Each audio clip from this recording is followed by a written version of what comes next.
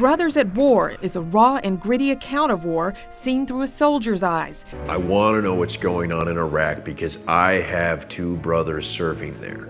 It is a documentary by first-time filmmaker Jake Rademacher, who spent 3 months on the front lines with his two brothers' combat units in Iraq. Who am I to tell you how to think about something as important as a war in Iraq? But if I can shed some light on it, give people some insight into what an American family's facing by, providing a window into our lives, then, that's what I can do.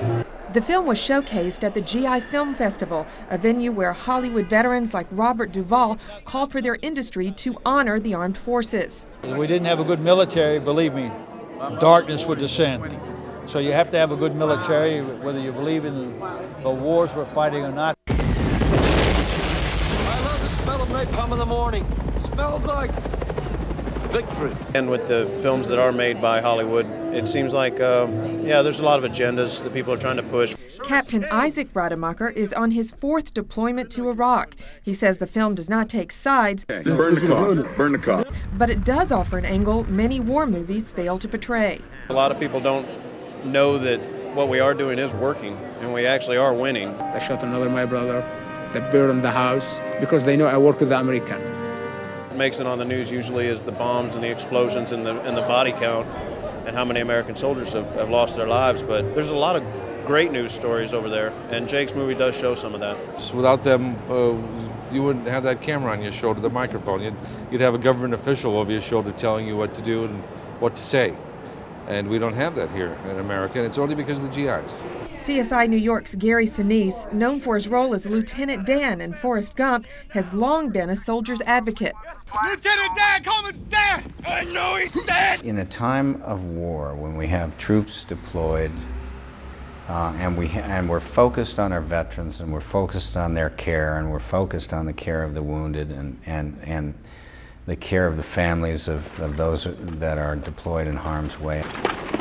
Anything that's going to draw attention to our service members and their honorable service is a very, very positive thing, and that's what the GI Film Festival was born to do. But are American moviegoers suffering from battle fatigue? Just enough to erase doubt. Look at the long list of star-studded war films that have bombed at the box office. Lions for Lambs with A-listers Robert Redford, Tom Cruise, and Meryl Streep. Rendition with Reese Witherspoon. Just tell me it's okay! And The Valley of Elah with Tommy Lee Jones and Susan Sarandon. Some film critics blame tanking ticket sales on an unpopular, depressing war. Is your wife Grace Ann Phillips? But others say the films flopped because of their anti-American messages.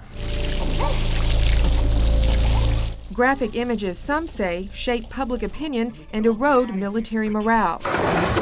Explain the phone calls. Chief Warrant Officer Kevin Turner. I haven't even seen any in the last year or two because they've all been negative, and I've got over 3.5 years of my life over there, and I'm not going to go see something negative about what I've spent a lot of time and lost a lot of friends for.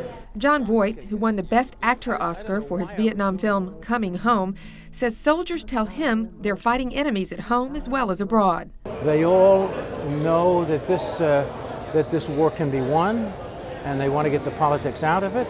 And they say the generals know what they're doing, just let us do our work. This is what they're saying. And with the war on terror, some say Hollywood has crossed a cultural line, promoting films that trash troops while the nation is at war. I think there are a number of companies that may be putting politics in front of truth in their programming. And obviously, I hate to say anything bad about my industry because I'm going to get killed for it. No, it's not a fair portrayal at all. Even in the media, in the newspaper, wasn't so long ago that there was a small, tiny little article buried in the paper somewhere about a GI who threw himself on a grenade, won the Purple Heart, or was a recipient of the Purple Heart. But on the front page, it was something about Paris Hilton. From World War I through Vietnam, American soldiers, portrayed by actors like John Wayne in the Green Berets, were heroes on the silver screen. Don't do it. Don't do it.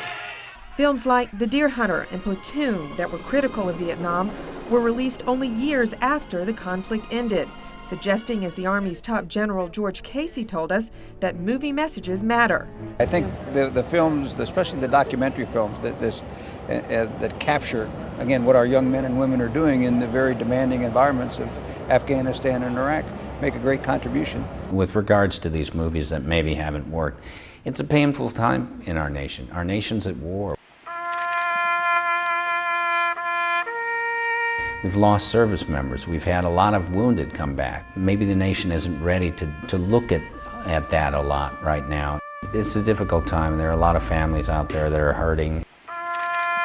I feel a responsibility to try to pitch in and help these heroes out.